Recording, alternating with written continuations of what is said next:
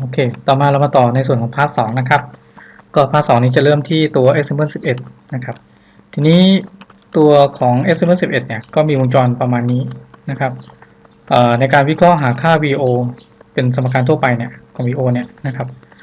ถ้าเราจะวิเคราะห์ของวงจรนี้เนี่ยนะครับเริ่มต้นก็เหมือนเดิมก็คือ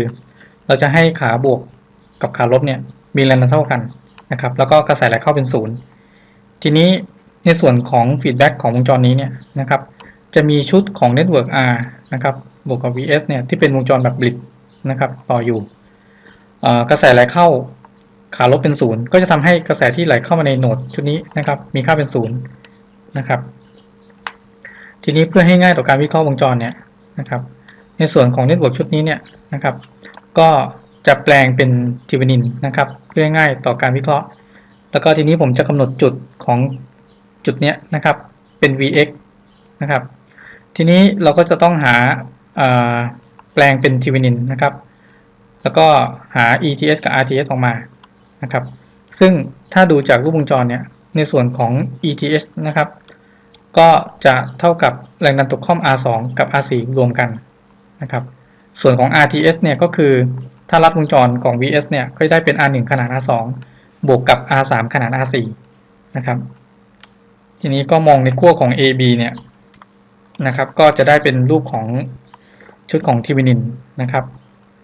ก็สรุปได้ว่า RTS เนี่ยก็เท่ากับ R1 ขนาด R2 บวก R3 ขนาด R4 นะครับส่วน ETS เนี่ยก็จะเท่ากับ VR2 ลบ VR4 สาเหตุที่เป็นVR2 ลบ VR4 เพราะว่าแรงดัน VS เนี่ยนะครับที่ไปตกค่อมที่ R2 เนี่ย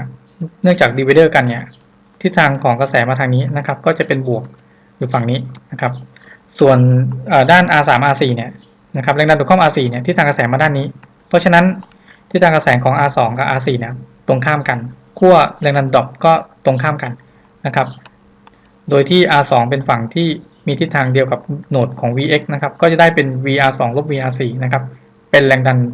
ของ ETS เลยนะครับทีนี้เราก็แทนค่าลงไปนะครับ ETS ก็จะเท่ากับ Vs คูณ R2 ส่วนด้วย R1 บวก R2 ลบ Vs คูณ R4 ส่วนด้วย R3 ส่วน R4 ซึ่งแต่ละตัวเป็น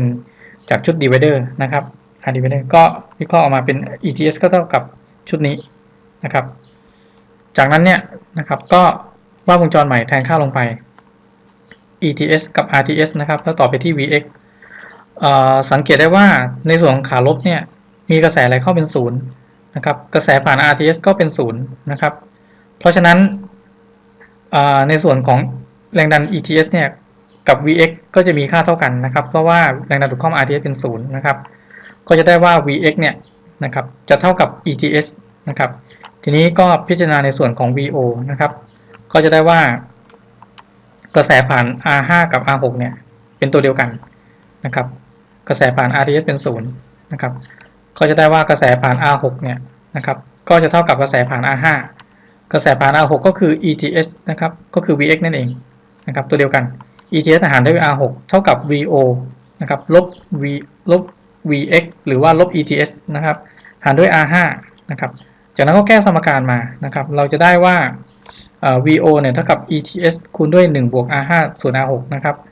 จากนั้นก็แทนค่า ETS ลงไปซึ่ง ETS ก็คือชุดนี้นั่นเองนะครับ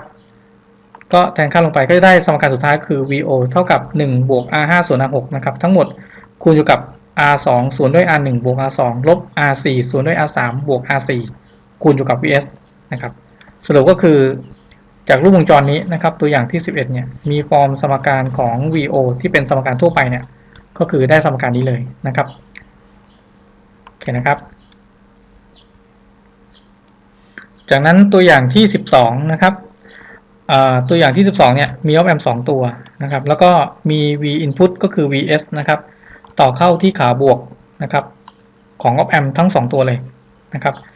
ทีนี้ก็กำหนดจุดโหนดนะครับก็คือจุดนี้เป็น VA นะครับ VB จุดนี้นะครับ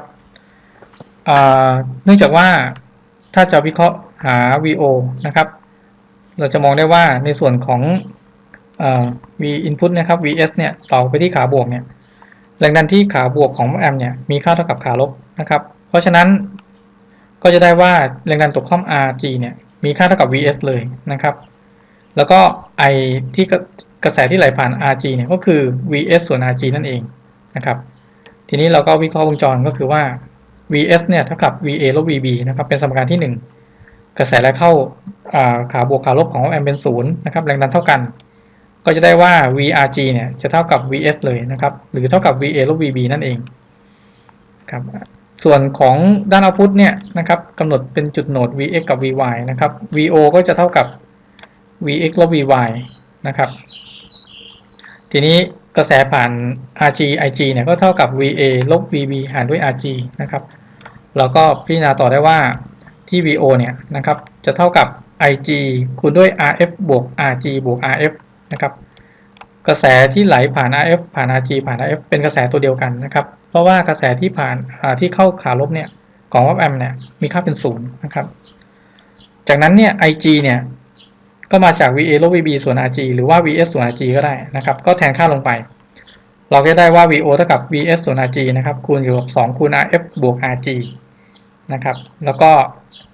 นำ rg เข้าไปคูณนะครับเข้าไปข้างในก็จะได้สุดท้ายก็คือสมการทั่วไปของวงจรนี้ก็คือ vo เท่ากับ2 rf ส่วน rg บวก1คูณด้วย vs นะครับตามนี้คุณสมบัติของวงจรนี้ก็คือว่าv input เนี่ยเป็นแบบบาลานซ์นะครับแล้วก็ output ก็เป็นบาลานซ์ด้วยนะครับทีนี้ความแตกต่างระหว่างบาลานซ์กับอันบาลานซ์ก็คือว่าถ้าเป็นบาลานซ์ input เนี่ยก็คือคำว่าบาลานซ์ก็คือเป็นสัญญาณบวกลบไม่เทียบกล่าวนะครับคือไม่ได้ต่อลงกล่าวแต่ถ้าเป็นอันบาลานซ์เนี่ยสัญญาณก็จะเป็นแบบเทียบกล่าวนะครับแต่ของวงจรชุดนี้เนี่ยนะครับแล้วระหว่าง vs กับ vo เนี่ยอันนี้เป็นบาลานซ์ in บาลานซ์ out นะครับโอเคทั้งคู่โอเคต่อมาให้เป็นวงจรตัวอย่างที่13นะครับเป็นวงจร instrument amp นะครับซึ่งในตัวอย่างที่13เนี่ยในภาคหลังเนี่ยก็จะเป็นวงจรแบบเดียวกันกับของวงจร different amp นะครับ diff amp นะครับวงจร diff amp นั่นเองแล้วก็ในส่วนของภาคหน้าเนี่ยก็เป็นวงจรของตัวอย่าง12นะครับแต่มาต่อร่วมกันทีนี้โครงสร้างของวงจร instrument amp นะครับโครงสร้างนี้เป็นวงจรที่นำไปใช้ค่อนข้างเยอะนะครับประยุกต์ได้ค่อนข้างเยอะเพราะว่าเกณฑ์ขยายของวงจรนี้นะครับที่ถูกเซตเนี่ยนะครับสามารถมีเกณฑ์สูงค่อนข้างสูงได้นะครับแล้วก็ input impedance ของวงจรเนี้ยก็มีค่าสูงด้วยนะครับสำคัญอีกอย่างนึงก็คือว่าวงจรนี้สามารถปรับระดับแรงดันของ VO เนี่ยให้มีระดับ DC บวกลบได้โดยปรับที่ V reference ตรงนี้นะครับ V ref ครับทีนี้ถ้าจะวิเคราะห์วงจรนี้นะครับก็ op amp มีทั้งหมด3ตัวในส่วนของฝั่ง input เนี่ยนะครับก็เหมือนในภาคฟอนต์เนี่ยนะครับก็เหมือนกับวงจรของ example 12เลยนะครับแต่ในภาค output เนี่ยก็เป็นวงจร diff amp นะครับโดยที่มี V ref มาเกี่ยวข้องทีนี้ก็แยกวิเคราะห์แต่ละส่วนนะครับก็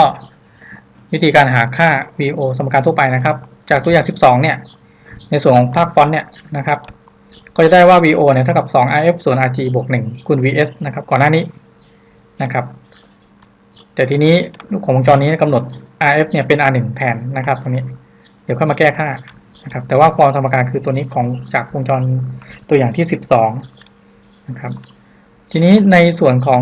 ตัวอย่าง13เนี่ยนะครับ R1 ก็ตรงกับ RF นั่นเองนะครับก็จะได้ว่าเป็น VO เท่ากับ2 R1 คูณส่วนด้วย RG บวก1คูณ VS นะครับทีนี้ส่วนของ VO เนี่ย VO จะเท่ากับ VC VD ลบ VC นะครับ VD ลบ VC นะครับยึดตัวนี้เป็นบวกเพราะว่าชุดด้านล่างเนี่ยเข้าขาบวกนะครับก็จะกลายเป็น VD ลบ VC นะครับที่ VO นะครับทีนี้มาวิเคราะห์ในส่วนของภาคหลังนะครับที่มี V reference ด้วยนะครับทีนี้ก็กำหนดจุดโหนดของขาบวกขาลบของ op amp ตัวที่3เนี่ยนะครับมีค่าเท่ากับ Vx นะครับทีนี้เมื่อให้แรงดันที่ขาบวกขาลบนะครับมีค่าเท่ากันคือ Vx เนี่ยแล้วก็มีกระแสไหลเข้าต้องเป็นกระแสไหลเข้าเป็น0แล้วเนี่ยนะครับเราก็มาพิจารณาทีละฝั่งคือพิจารณาที่ฝั่ง Vd ก่อนนะครับ Vd ก็จะได้ว่า Vx เนี่ยจะเท่ากับ Vd ลบ Vf นะครับหารด้วย R2 บวก R3 คูณ R3 นะครับบวกด้วย Vref นะครับอันนี้คือฝั่งของ Vd ส่วนฝั่งของ Vo เนี่ยก็จะได้ว่าIR2 คูณ R2 นะครับบวก Vc เท่ากับ Vx จุดนี้ก็คือเอา VR2 บวก Vc จะเท่ากับ Vx นะครับ ในส่วนของฝั่ง VO นะครับ VC บวก VR2 จะเท่ากับ VX นะครับทีนี้ก็แทนค่าของ IR2 เนี่ยกระแส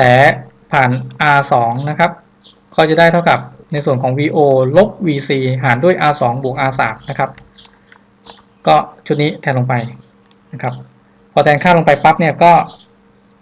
จากนั้นนะครับก็เทียบสมการนะครับก็คือในส่วนของ VO เนี่ยของเซตนี้ VX มีค่าเท่ากับชุดนี้นะครับในส่วนของภาค VD นะครับก็มี VX เท่ากับชุดนี้ก็เอา2สมการ2ชุดนี้นะครับตัด VX ออกนะครับก็จะได้เป็นชุดนี้นะครับจากนั้นเนี่ยก็แก้สมการนะครับจนสุดท้ายเนี่ยเราจะได้ว่าVO เนี่ยจะเท่ากับ R3 ส่วน R2 คูณอยู่กับ VD ลบ VC นะครับแล้วทั้งหมดนะครับบวกด้วย VLEF นะครับทีนี้เนื่องจากภาคหน้าเนี่ยภาคหน้านะครับของภาคหน้าเราได้ว่า VO เนี่ยเท่ากับ VD ลบ VC นะครับซึ่งเท่ากับ 2RG ส่วน 2R 2คูณ R1 ส่วนด้วย RG บวก 1นะครับคูณด้วย VS นะครับอันนี้คือสมการของภาคหน้านะครับก็เอาของภาคหน้าเนี่ยแทนลงไปในส่วนของ VD ลบ VC นะครับเราจะได้สมการสุดท้ายของทั้งวงจรเนี่ยซึ่งเป็น output ของวงจร instrument amp เนี่ยก็จะได้ว่า VO จะเท่ากับ2คูณ R1 ส่วนด้วย RG บวก 1นะครับคูณด้วย R3 ส่วน R2 คูณด้วย VS บวก VReference ทีนี้จะสังเกตได้ว่าตัว VReference ที่มาบวกนะครับอันนี้เป็น DC เทอมนี้นะครับมีคุณสมบัติทำให้วงจรนี้นะครับสามารถขยายสัญญาณตามเกณฑ์ของ RG R1 R2 R3 นะครับแล้วก็สามารถยกระดับแรงดันนะครับปรับ DC ขึ้นลงได้นะครับอันนี้คือข้อดีของวงจรชุดนี้นะครับแล้วก็รับสัญญาณเป็นได้ทั้งบาลานซ์หรือว่าอันบาลานซ์นะครับแต่เอาท์พุตเนี่ยเป็นอันบาลานซ์นะครับเทียบกล่าว VO เทียบกล่าวนะครับสรุปก็คือวงจรนี้จะได้สมการสุดท้ายคือ VO เท่ากับชุดนี้นะครับทีนี้ข้อดีของวงจร instrument amp เนี่ยนะครับก็คือว่าจะมี input impedance สูงมากๆนะครับแล้วก็มี common mode decision mode เนี่ยค่อนข้างสูงนะครับก็คือเป็นแรงดันร่วมระหว่าง R1 V1 กับ V2 นะครับที่เป็นฝั่ง input นะครับถ้าเทียบกับจุดนี้เนี่ยก็คือ VA VB นะครับคือถ้ามี DC ร่วมเนี่ยวงจรชุดนี้มันจะกำจัดทิ้งได้ค่อนข้างดีก็คือ common mode นั่นเองนะครับซึ่งวงจรลักษณะแบบนี้จะถูกนำไปใช้ประยุกต์ใช้ค่อนข้างเยอะนะครับในการขยายสัญญาณแล้วก็มีความแม่นยำสูงด้วยนะครับต่อมาในส่วนของ example 14นะครับวงจรนี้นะครับก็ไม่ยากเท่าไหร่นะครับถ้าเราจะวิเคราะห์หาสมการของ VO เนี่ยนะครับก็จะวิเคราะห์ได้ว่านะครับโดยพิจารณาที่ขาบวกขาลบเนี่ยของแอมมีค่าเท่ากันนะครับพอค่าเท่ากันปุ๊บเนี่ยแล้วก็กระแสแรงเข้าเป็น0นะครับเนื่องจากว่าขาบวกต่อ VA อยู่นะครับจากนั้นก็ขาลบก็จะมีค่าเท่ากับ VA เพราะฉะนั้นจุดนี้ก็คือจุด VA นั่นเองนะครับเราก็ตั้งสมการเลยนะครับโดยที่เนื่องจากว่า input เข้ามาทางขาลบนะครับเพราะฉะนั้น VO จะเป็นลบนะครับมีค่าน้อยกว่า0นะครับเนื่องจากขั้วของ VS หันขึ้นบนนะครับเพราะฉะนั้น VA มันจะมากกว่า VO นะครับ VA ลบ VO เท่ากับVA ลบ VO ส่วน R2 เนี่ยกระแสผ่านก็คือกระแสผ่าน R2 เนี่ยครับจะเท่ากับกระแสผ่าน R1 กระแสผ่าน R1 ก็คือ VS ลบ VA หารด้วย R1 นะครับพอตั้งสมการชุดนี้ปุ๊บเนี่ยเราก็แก้สมการนะครับจนสุดท้ายเนี่ยเราได้ว่า VO เนี่ยจะเท่ากับลบ R2 ส่วน R1 คูณกับ VS นะครับแล้วก็บวกด้วยนะครับ R2 บวก R1 นะครับหารด้วย R1 คูณกับ VA นะครับเพราะฉะนั้นฟอร์มของสมการของวงจรแบบนี้นะครับก็ได้รูปสมการทั่วไป VO ก็คือชุดนี้เลยนะครับจริงๆแล้วถ้าดูผิวเผินเนี่ยในส่วนของสมการของ output เนี่ยนะครับชุดแรกเนี่ยก็เป็นวงจรinverting amp นั่นเองนะครับแล้วก็มีการบวก DC เทอมของส่วนของ VA เข้าไปนะครับแต่การบวก DC เทอมเข้าไปเนี่ยนะครับมันจะมีปริมาณที่ต้องคูณเกณฑ์ของส่วน R1 R2 เกี่ยวพันนะครับเพราะฉะนั้นในการปรับแรงดัน DC นะครับของชุดนี้เนี่ยก็จะยากกว่าแรงดันยากกว่าการปรับ ระดับแรงดัน DC ของวงจร instrument amp นะครับเพราะว่าวงจร instrument amp เนี่ยการปรับ DC เทอมเนี่ยปรับได้ตรงๆเลยนะครับไม่มีเกณฑ์มาเกี่ยวข้องแต่วงจรชุดนี้มีเกณฑ์นะครับมีเกณฑ์ครับโอเค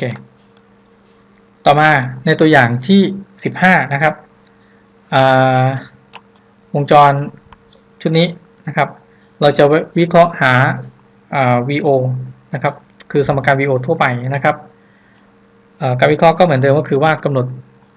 ที่ขาบวกขาลบเนี่ยมีแรงดันเท่ากันนะครับก็คือเท่ากับ vs นะครับ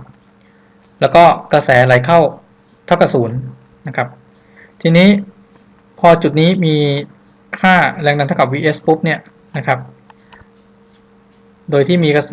is เป็น input เข้ามานะครับ vo เนี่ยนะครับก็จะเท่ากับ vs บวกด้วย v ตกค่อมของ r นะครับ v ตกค่อมของ r ครับแต่เนื่องจากว่าทิศทางของกระแส is นะครับผ่าน r ไปยังvo เนี่ยนะครับผ่าน r เนี่ยมีทิศทางไปด้านนี้นะครับเพราะฉะนั้นโวลต์เต็ดดรอปของ r ก็มีทิศทางเสริมกับทิศทางของ vo นะครับเพราะฉะนั้นเราก็กำหนดได้ว่า vs เนี่ยเท่ากับแรงดันตกค่อม r นะครับบวกกับ vo นะครับก็คือ is คูณ r บวกด้วย vo นะครับก็ย้ายจัดรูปสมการก็คือจะได้ว่า vo เนี่ยจะเท่ากับ vs ลบ is คูณ r นะครับซึ่งวงจรนี้ก็เป็นลักษณะของการแปลงค่ากระแส input นะครับ is เป็นแรงดันนะครับหรือเรียกอีกอย่างว่าเป็น current to voltage converter นะครับแล้วก็มีการชดเชย DC เทอมเนี่ยด้วยค่า vs นะครับอันนี้เป็นฟอร์มสมการทั่วไปของตัวอย่างที่15นะครับ VO เท่ากับชุดนี้เลยนะครับต่อมาตัวอย่างที่16นะครับลักษณะวงจรเนี่ยถ้าเรามองดีๆนะครับมันก็จะเหมือนกับวงจร non inverting amp นั่นเองนะครับทีนี้การวิเคราะห์วงจรก็คือว่าที่ขาบวกขาลบเนี่ยมีค่าเท่ากันนะครับอันนี้สมมุติว่าเป็น Vx นะครับที่จุดนี้แล้วก็กระแสไหลเข้าเป็น0นะครับเพราะฉะนั้นเนี่ยกระแสผ่าน Rs เนี่ยก็จะมีค่าเป็น0เหมือนกันแล้วก็กระแสที่ผ่าน Rf ก็มีค่าเป็น0นะครับเพราะฉะนั้นใน2ตัวเนี้ยตัดทิ้งได้เลยนะครับไม่ต้องนำมาวิเคราะห์นะครับก็จะได้ว่า Vx เนี่ยในจุดของ V ที่ขาบวกกับขาลบเนี่ยก็จะเท่ากับ Vs เลยนะครับแล้วก็ IRF เป็น0นะครับทีนี้มาวิเคราะห์ในจุดของในฝั่งขาลบนะครับ Vx ตรงนี้นะครับซึ่งเท่ากับ Vs เนี่ยก็จะได้ว่ากระแสผ่าน R1 กับ R2 นี่เป็นค่าตัวเดียวกันนะครับเป็นค่าตัวเดียวกันก็จะได้ว่า Vx นะครับส่วน R1 เนี่ยเราเขียนรูปวงจรใหม่ได้ตามนี้นะครับก็จะวิเคราะห์ได้ว่า Vx ส่วน R1 เนี่ยกระแสผ่าน R1 เท่ากับกระแสผ่าน R2 ก็คือ Vo ลบ Vx หารด้วย R2 จากนั้นก็แก้สมการนะครับก็จะได้ว่า Vo เนี่ยจะเท่ากับ R1 บวก R2 ส่วน R1 คูณ Vx นะครับจากนั้นเราแทน Vx ด้วย Vs นะครับก็จะได้ว่า Vo เท่ากับR2 ส่วน R1 บวก R1 นะครับคูณอยู่กับ Vs ซึ่งสมการเนี้ยเป็นสมการของวงจร non inverting amp นั่นเองนะครับเพราะฉะนั้นวงจรชุดนี้ก็คือวงจร non inverting amp นั่นเองนะครับตัวอย่างที่10ครับ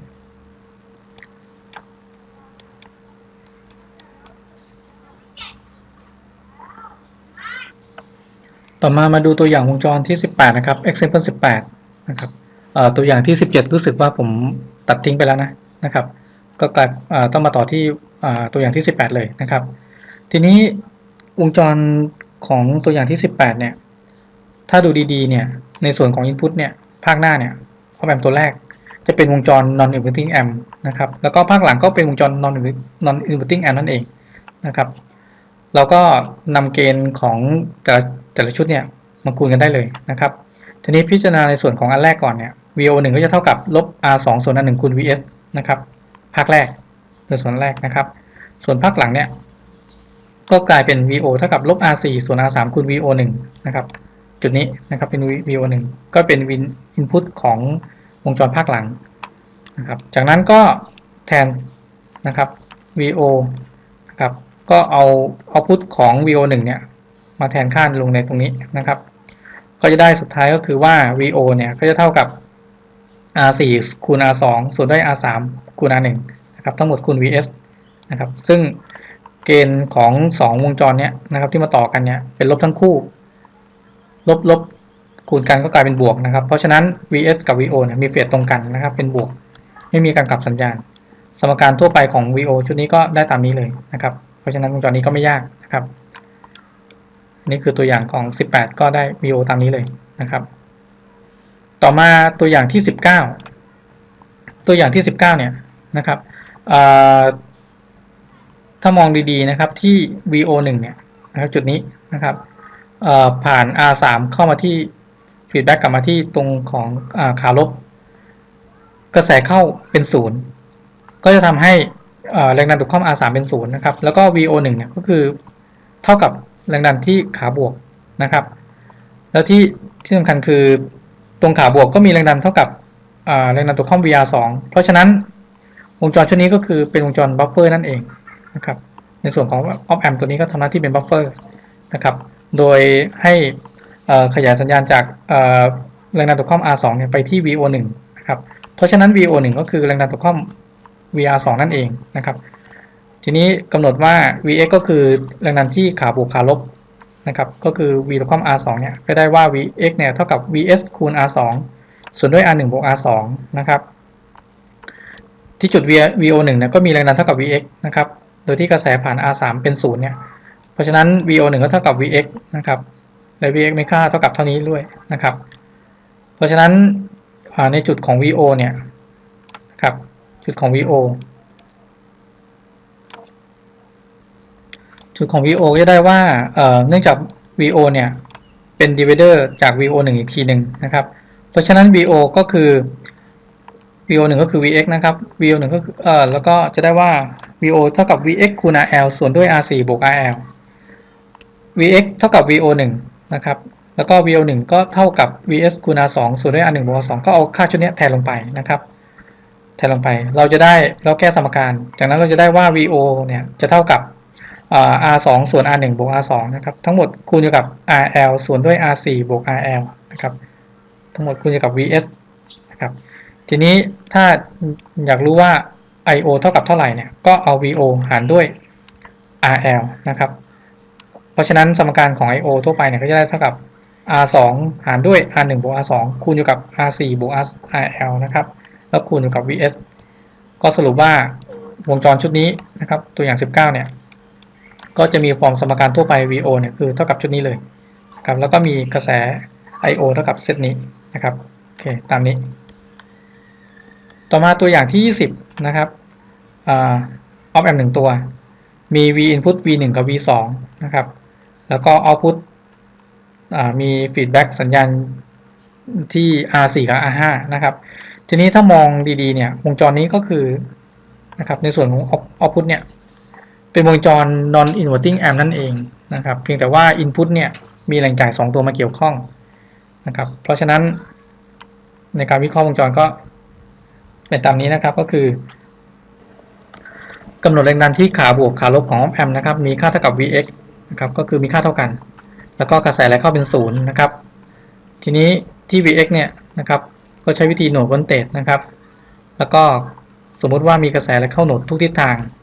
เพราะฉะนั้นในเซตของชุดนี้นะครับภาคหน้าเนี่ย V1 V2 R1 R2 R3 เนี่ยโดยมีแรงดันโหนด Vx เนี่ยเราจะได้ว่า V1 ลบ Vx ส่วน R1